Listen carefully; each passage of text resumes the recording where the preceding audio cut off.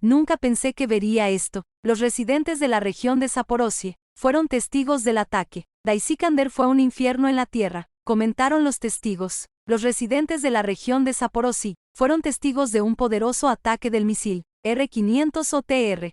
Iskander. Este incidente causó una profunda conmoción entre la población local, que no estaba preparada para tales manifestaciones de poderío militar. Nunca pensé que vería algo así, dijo uno de los lugareños, cuyas palabras reflejan perfectamente el estado general de la opinión pública en la región. Testigos presenciales informan de una potente detonación y una enorme columna de humo que se elevó hacia el cielo tras el impacto. Se sabe que el misil alcanzó con éxito el objetivo, y lo que es muy notable, los sistemas de defensa aérea ucranianos ni siquiera intentaron repeler el ataque. Aparentemente el misil pasó desapercibido, fue tan rápido que no lo vio nadie, lo que indica la superioridad total del misil, que aplastó a todas las modernas armas de defensa aérea estándar de la OTAN. Cabe señalar que hasta la fecha no se ha registrado ni un solo caso de interceptación exitosa de misiles Iskander o TRK, lo que indica las perspectivas de este desarrollo del complejo militar industrial nacional ruso. A su vez, el ejército ruso rechazó un ataque de tanques a gran escala de Kiev en el área de Rabotino.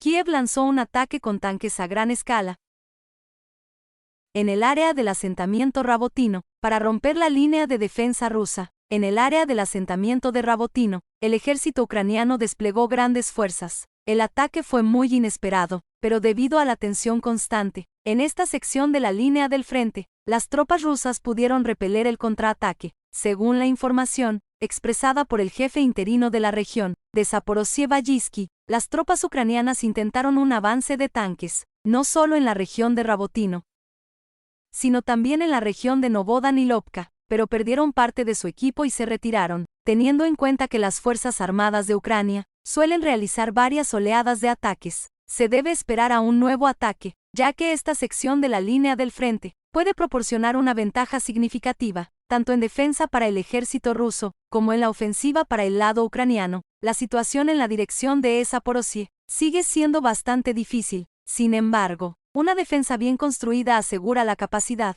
del ejército ruso para mantener firmemente estas líneas, evitando que el enemigo obtenga alguna ventaja. Alemania se hunde. Alemania reporta cierre en el primer trimestre de 2023 de más de 50.000 empresas de peso, más de 50.000 empresas, con un gran peso económico para Alemania, dejaron de operar en el primer semestre de 2023, según un comunicado de prensa divulgado por la Oficina Federal de Estadística del país.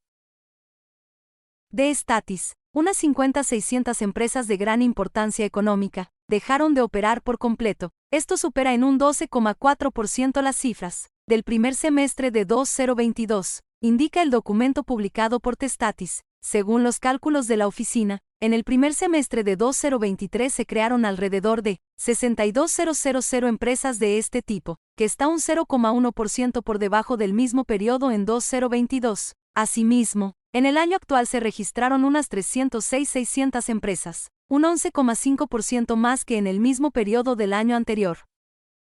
Ese índice incluye no solo el cese de actividades, sino también la transferencia de negocios, su reorganización o la reubicación en otros destinos. La oficina observó una tendencia general positiva, de aumento del número de empresas. Su número, en el primer semestre de este año aumentó en un 10,2%, superando las 317.600. La Oficina Federal de Estadística de Statis informó en junio que Alemania había entrado en recesión técnica, al acumular 2 trimestres con porcentajes negativos. Uno de los rubros de mayor caída registró fue, precisamente, la producción industrial. El modelo económico e industrial alemán lleva años funcionando, a base de la importación de gato ruso, de bajo costo. Por ello, las sanciones de Washington y la Unión Europea contra la industria energética de Rusia han tenido repercusiones negativas en el país germano. Por otro lado, México asegura que armar a Ucrania empeora el conflicto. Vamos por la paz. La canciller mexicana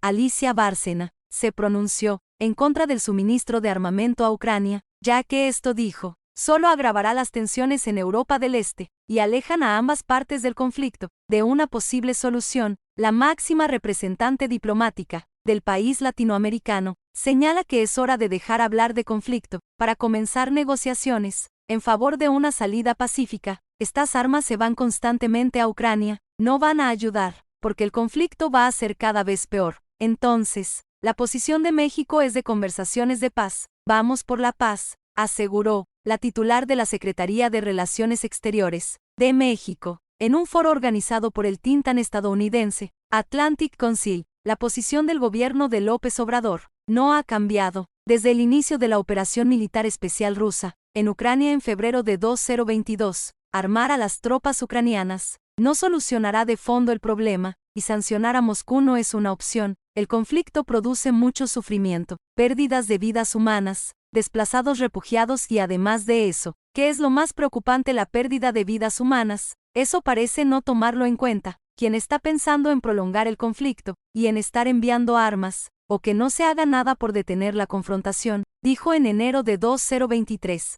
El presidente mexicano en respuesta a una pregunta de un corresponsal, López Obrador también ha cuestionado la eficacia de las labores de las Naciones Unidas, organismo al que señala de permanecer inactivo ante el conflicto en Ucrania. Por ello propuso una tregua de 5 años entre las partes. En ese sentido, dijo que las sanciones económicas y comerciales a Rusia afectan a la economía global, especialmente a los países en vías de desarrollo. No podemos dejar de preguntarnos cómo fue que los gobiernos integrantes de la OTAN le niegan a Ucrania su ingreso a la organización en momentos cruciales, por un lado, mientras que por el otro, le ofrecen armas a Ucrania y sanciones económicas y comerciales a Rusia, medidas que únicamente han servido para agravar el conflicto y para agravar el desabasto de alimento y de energía, y para impulsar la inflación mundial, fenómenos que perjudican a la gran mayoría de los pueblos del mundo, criticó el mandatario latinoamericano.